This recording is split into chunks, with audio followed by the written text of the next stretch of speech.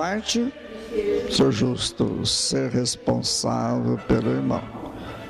Aí já tem uma dica, o que é ser justo, né? É ser responsável. Os seguidores de Jesus se reúnem para celebrar juntos a memória daquele que nos amou até as extremas consequências do amor. Jesus morto, ressuscitado, presente, onde 2 ou 3 se reúnem em seu nome.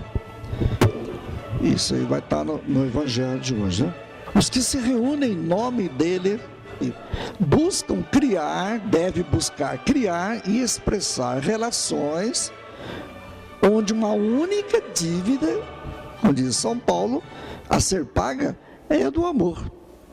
Pois amar é obedecer a lei com perfeição. Lembra? Jesus falava também? A lei e os profetas está em amar a Deus, amar o próximo como a ti mesmo. Então, o amor ao próximo como a si é obedecer a lei de Deus. Agora, gente, vocês prestem atenção, aquilo está dando cacetada no templo de Jerusalém, hein? Traduz para nós hoje. Amar é rezar missa? Não. 1000 Ave Marias é amar a Deus? Não. Amar Nossa Senhora? Não. Eu posso fazer isso como lei. O que está acima da lei? É o amor. Se a vizinha lá está levantando a casa com dificuldade lá, não tem nem pedreiro e você é um pedreiro, e você acha que tem que rezar o Santíssimo agora, filho, larga do Santíssimo aqui e vai ser pedreiro para aquela senhora lá e ponto final. Dando exemplo concreto, né? Porque eu estou amando a Deus. Como é que é fácil desligar do outro, tá vendo? Essa palavra ser responsável, a gente nunca pensa nisso, né? O cara errou, mas peraí, antes dele errar, você foi responsável por ele, conversou, bateu papo, acompanhou. A gente está vendo, sem a comunidade, o mundo vira irresponsável. Agora, só em comunidade, todo mundo sendo responsável pelo outro, na comunidade, estão vendo o Evangelho, vai vir a proteção. Fulano errou, conversa com ele. Não atendeu? Conversa com mais pessoas. Não atendeu? Conversa com a comunidade. Não atendeu? Ele é um pagão. Começa tudo de novo. A palavra de Deus, os seguidores de Jesus aprendem a praticar a justiça do reino na comunidade. Então, não é ato individual. A igreja não é para curar ninguém, não é para dar sopa, nem sapato, nem roupa para pastor, para padre, coisa nenhuma. Nem para Jesus, nem para Nossa Senhora. Não é para dar flores para o santo. Mas uma vida de comunidade, ser responsável. Então, a justiça do reino. É assim que vamos salvar um ao outro. A luta pela justiça é a carteira de identidade do profeta. Então, aí tem a primeira leitura de Ezequiel. Ele foi exilado na Babilônia no ano 597. Nabucodonosor conquista Jerusalém pela primeira vez, depois de novo, né, vai destruir Jerusalém pela segunda vez. Então Ezequiel, ele procura destruir as falsas esperanças. Muita gente achava, não, nós vamos para o exílio, vamos voltar logo. Outro profeta fala que nós não vamos voltar já, vai demorar muitas décadas. Aí outra fase, né? Naquela situação, então, gente, né? O povo instalado lá na terra estrangeira, lá na Babilônia, exilado na Babilônia, privado do templo. Lá em Babilônia não tinha templo de Jerusalém, né? Não tinha sacerdócio, não tinha culto. Aí que eles ficavam também duvidando, será que Deus nos abandonou? Quantos salmos que falam isso aí, quantos textos que falam isso aí, né? Aliás, dá uma olhadinha até no salmo lá, né? O que é que o salmo também vai falar? Né?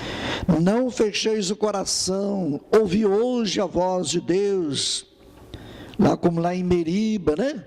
Em Massa, Os vossos pais me provocaram, apesar de ter visto as minhas obras. Gente, preste bem atenção. Os olhos e os ouvidos são a porta do coração. Analisa bem na sua vida. O que você pode amar que você não entrou pelos olhos ou pelo ouvido? Se a gente vê as coisas de Deus e ouve a palavra, está vendo a importância, então, ouvir a palavra, meditar? Então, claro que vai mudar o coração. Agora, se eu não vejo e não escuto, meu coração também não vai mudar. Tá vendo? É no comportamento que nasce o sacramento, né? O dele, né, é a ressurreição do povo que sofre lá na Babilônia. Israel está no exílio, é lá que Ezequiel vai encontrar, né, com a missão de sustentar a esperança dos seus compatriotas. Então ele vai falar aí, né? O profeta, Deus me estabeleceu como sentinela, como vigia. Mas não é nesse sentido de ficar vigiando, né? O profeta aqui é muito mais ficar ali parado vigiando, mas alertar a comunidade, vai exigir muita intimidade com Deus, né?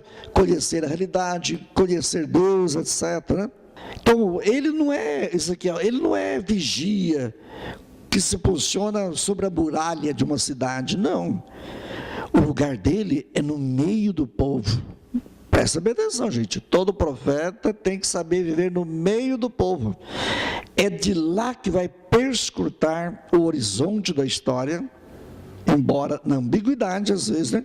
Vai tornando-se anunciador de uma restauração do povo exilado. Qual que é a função do profeta? Sua tarefa é ser boca de Deus. Vocês viram, né? Eu te constituí isso. Se você corrigir o ímpio, tudo bem. E se você não corrigir e ele continuar com o pecado dele vai ser seu agora. Nós somos batizados para ser profeta, rei e sacerdote. Então já é catequese batismal aí. Então o profeta tem que ser boca de Deus. Então o papel dele é fortalecer a luta pela justiça, denunciar os responsáveis pela injustiça. O profeta não pode calar diante dos responsáveis pela injustiça. Ficou bem claro, né? Se o injusto, né, cometer o erro, se você não alertou, não corrigiu, não orientou, o erro dele é seu agora. E você vai morrer por culpa sua. A responsabilidade do profeta, portanto, está associada à causa da justiça, pois só esta será capaz de devolver liberdade e vida ao povo. Em nação onde não há justiça, também não pode haver liberdade e vida. Então, onde vai a nossa missão? Discípulo, ser profeta, né? Do tempo, mergulhado na realidade, e conhecer o mundo, conhecer aí perspectiva crítica, discernir o projeto de Deus, vai exigir dele muita intimidade, comunhão com Deus, porque ele tem que saber o que é a vontade de Deus. Lembra semana passada? Mudar os seus costumes, transformar o mundo, né? O seu modo de pensar, de julgar, de agir, lembra? Está vendo a continuidade do ano passado, né? Então a realidade dele, né? Ele tem que estar atento.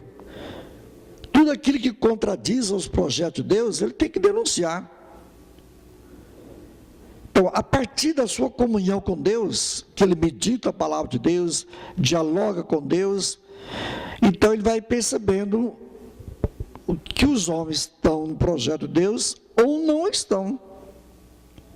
Então ele tem que estar muito atento aos acontecimentos nacionais, internacionais, pessoais, estar atento aos sinais dos tempos. Aí, bonito, né? O lado profeta. Tem sentido, sentinela, né? É um homem que alerta o mundo, alerta os homens, né? Dos erros da história, que denuncia, põe a mão no fogo, como diz Jeremias, lembra? Os valores do mundo que estão endeusando, né? Que provoca dramas que vão afligir milhões e milhões de homens. Quem é profeta, põe a mão no fogo, quer dizer, vai descer a lenha, né? Nesses falsos valores. Analise, então, gente, as nossas liturgias aí, as nossas missas, espiritualização, os cantores, os padres cantores, por acaso eles denunciam na cara os erros do capitalismo? Não. Então, eles vão ter o erro do povo, Deus vai jogar em cima das pessoas, do padre, do cantor, do bispo, qualquer. Quem pensou que estava perto de Deus, estava longe de Deus. Né? Adverte, respeito da tua conduta. Se o ímpio converter, salvou, e salvou você também. Agora, se você fica quieto, o erro dela vai voltar para você. A tarefa sem limites. É interessante que São Paulo ele vai falar para os cristãos judeus que estavam em Roma. Portanto, eram cristãos marginalizados pelos cristãos gregos ou romanos, etc. Né? Não tenho dívida para com ninguém, a não ser a dívida de amar uns aos outros. Né? Então, a humanidade toda tinha em relação a Deus uma dívida que jamais poderia saldar, pois o ser humano não reunia condições para salvar ou justificar por força própria ou em vista dos seus méritos. Então, São Paulo está falando da anistia de Deus, né? A humanidade inteira, como que o amor de Deus foi uma anistia total. Então, essa dívida, então, os cristãos romanos e os gregos, os pagãos, né, que são de fora, né, e os judeus, tem que vir em harmonia. Lembra, semana retrasada, como a mulher lá de Cananeia, o evangelho, o reino de Deus tem que ultrapassar as raças e culturas, não pode ficar limitada. O amor, gente, aí, o amor conjugal, sim, mas a sua vida, o seu amor é para a esposa só? Se fosse fazer pecado mortal. O amor da mulher é só para o marido também? E para os filhos? Se for, também fazer pecado mortal. Não há muitas formas de amarmos a Deus. Não há. Há uma só fórmula. É amando o próximo, cada pessoa do jeito que ela é, pois sabemos que ninguém escolhe o próximo para amá-lo. Então ele simplesmente se apresenta como dom de Deus, lembra, como profeta, sentinela, né? Proteger o irmão. Então, nesse sentido, que nós somos devedores a uma dívida impagável, e Deus nos amou. E por que nós não amamos, né? Por que a gente fica discriminando quem é cristão judeu e quem é cristão pagão? Romano, né? Como diz, né? Não, nós somos uma comunidade só. Dá uma olhadinha para vocês verem lá na segunda leitura, lá São Paulo fala, os mandamentos de toda a lei. Cristo, então, gente, o amor não tem cálculo, o amor não tem contrapartidas, o amor é sem limite, sem medida. O amor é essencial, tudo o resto é secundário. De tudo isso para formar comunidade, né? Veja a perspectiva. Então, na época do verde, né? Comunidade a partir do amor sem medidas, sem contrapartida, né? É o essencial. E como é que fica o nosso egoísmo, né? Os nossos ciúmes, invejas em nossas comunidades, né? Quanta gente que é marginalizado, até no modo de sentar na igreja, né? Tem gente que pega os melhores lugares, o outro vai lá no fundo, só senta lá atrás.